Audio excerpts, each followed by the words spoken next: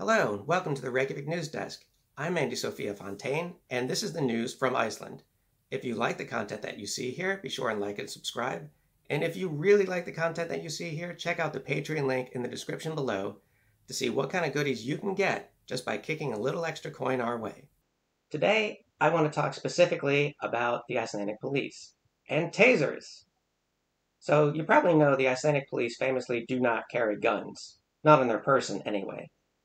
They usually do have a sidearm in a locked box in their squad cars, but typically armed confrontations are left to the so-called Viking squad, which is our version of SWAT. No, for your average Icelandic patrol officer, the use of force involves pepper spray, clubs, or using good old-fashioned muscle. That changed last January when Minister of Justice Jón Gunnarsson changed the regulations on the police use of force to allow the Icelandic police to carry tasers. Now, the difference between a regulation and a law in an Icelandic context is a regulation is something that a minister can change without putting it to a vote before Parliament, although usually a minister is required to at least discuss the matter with the other ministers of the ruling coalition, and we'll get to that later. Whereas a law, needs to be submitted to Parliament where it's debated and edited and voted on and what have you. So this was a regulation.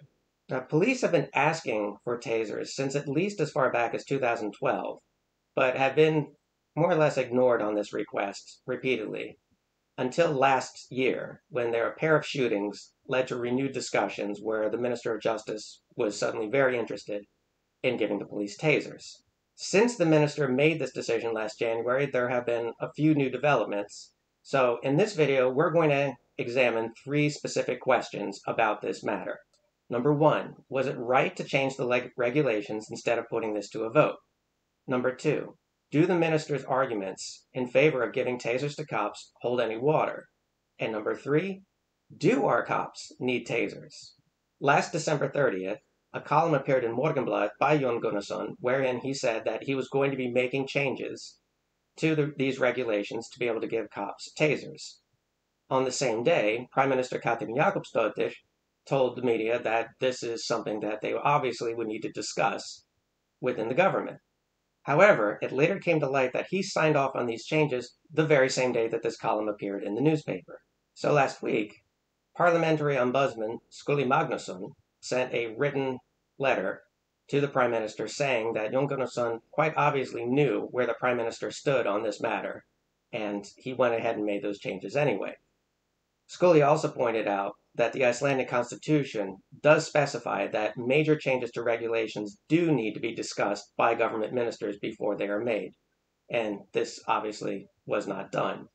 So what was the big rush anyway? Why couldn't Jón discuss this matter with his other government ministers? Why did he go ahead and change the regulations? Well, we can only speculate on that point, but he has made a number of contentions in the Icelandic media as to why the Icelandic police need tasers. One of these contentions is that injuries sustained on the job have increased significantly within the Icelandic police force. So Vísir contacted the Ministry of Justice and asked them for evidence of this contention. A spokesperson for the Ministry of Justice responded by referring to an article written by the chair of the National Association of Police, Fjölnir Sæmundsson, wherein he said that the job of a police officer gets more dangerous with every passing week. Does it though? Data compiled by Guðmundur Magnússon of the Administration of Occupational Safety and Health shows a different story. This data shows that injuries on the job in general are the lowest that they've been since 2017, and in fact have been declining since 2020. Injuries that are specifically from bites, hitting, kicking, and stabbing, whether from people or animals, are also in fact the lowest that they've ever been since 2017 and have been declining since 2019. The ministry also responded that 2 studies, one from Norway and one from Finland, back up the claim that tasers do reduce on-the-job injuries. Now, the first report from Norway states that tasers, quote, do not seem to affect injuries among police officers and counterparts, although findings from the police interviews indicate a lower risk of major injuries and lethal force. These interviews are referring to feelings of safety. Cops feel safer when they're carrying tasers, but this is not backed up quantitatively. As the data of this report showed, tasers do not seem to have an effect on the incidence of injuries while on the job. The second report cited by the ministry from Finland did not even examine any sort of correlation between carrying tasers and the incidence of injuries on the job, so who knows why that was cited. Okay, so the minister's arguments for why the police need tasers don't seem to hold much water. But do police in Iceland need tasers? Let's take a closer look at that. Data from 2019 published by Statistics Iceland showed that of 32 European countries, Iceland had the lowest percentage of people who experienced crime, violence, or vandalism in any form. Okay, well, what about violent crime specifically? Well, according to the police's own data, as of January 2023, violent crime has been within limits over the past 12 months. That is, it has not shot up dramatically or dropped dramatically either. It's been within limits. Further, this slide says that, quote, there have been 3% fewer reports of violent crimes than were received on average during the same period of the last 3 years before. Now, to be fair, on the subject of violent crime, in August 2022, it was reported that there was an increase in police being called out to respond to stabbings. However, what we don't know is how many of these stabbings would have been prevented if the police had tasers. In addition, this slide shows that violence against police officers, one of the reasons that the minister has repeatedly given for why the police need tasers, these incidents have been in the single digits. So this does not make a super strong case for the Icelandic police needing tasers.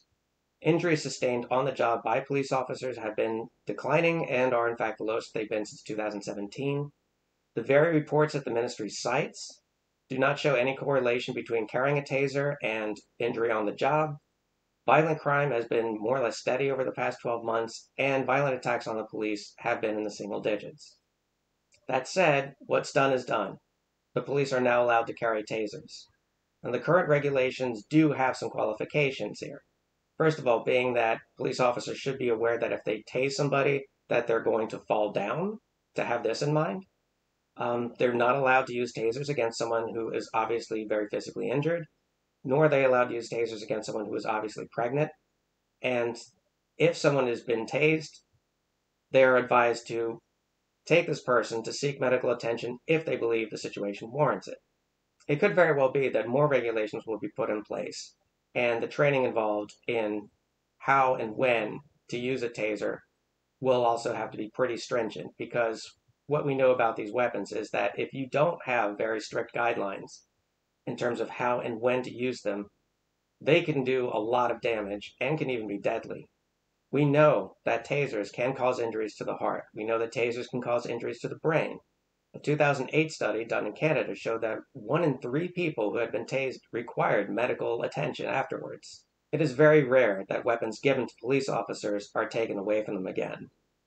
Even if Jon Gunnarsson is replaced by a new minister during this election term, as per the initial coalition agreement, tasers are probably here to stay.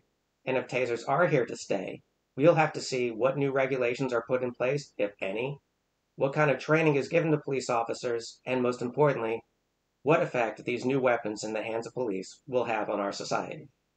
So that's all for the Reykjavík Newsdesk today.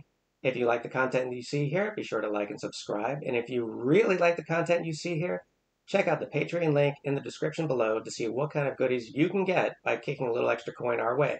Which reminds me, I want to thank Corinne Vasquez and Marion Ward for being patrons on the $20 level, Marion Moores and Laurel Johnson for being patrons on the $15 level, and Stephen Ellis and Vivi Carvalho Schapner for being patrons on the $10 level. You folks rock.